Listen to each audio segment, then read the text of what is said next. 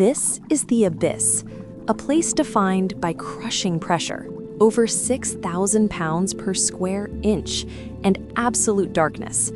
It is here, 325 nautical miles off the coast of Newfoundland, that the world's most famous shipwreck, the RMS Titanic, lay hidden for 73 years.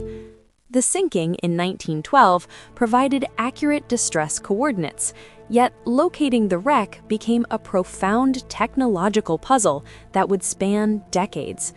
Early proposals to retrieve the ship were pure science fiction, audacious and utterly impractical schemes involving using 500,000 tons of liquid nitrogen to freeze the ship in an iceberg, filling the hole with ping-pong balls, or attaching electromagnets.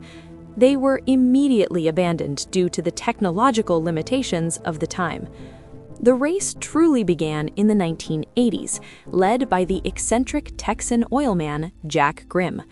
Grimm was a figure of spectacle, having already funded searches for Noah's Ark, the Loch Ness Monster, and even Bigfoot. He secured significant scientific support, but still managed to shock his team by bringing aboard a monkey named Titan, supposedly trained to point to the wreck on a map.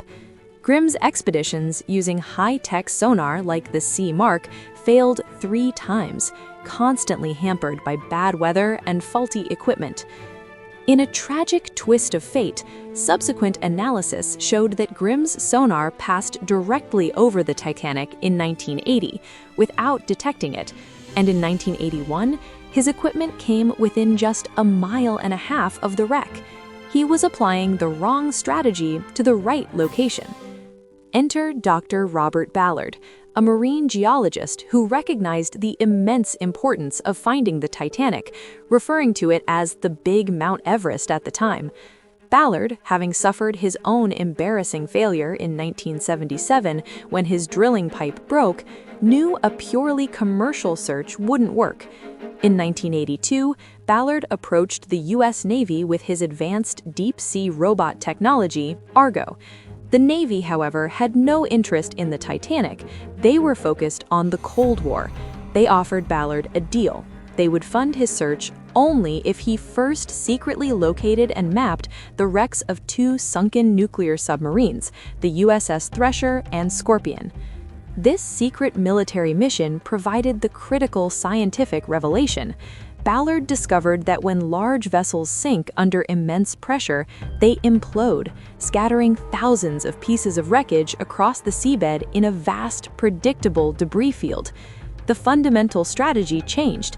Instead of looking for the small 90-foot-wide hull itself, a needle in a haystack, they should search for the mile-long comet trail of debris. By the time Ballard fulfilled his Navy obligation, funds were critically low, leaving him just 12 days to search for the Titanic. He partnered with the French agency, who scouted the area first, but ultimately it was Ballard's new debris field strategy that would win the race.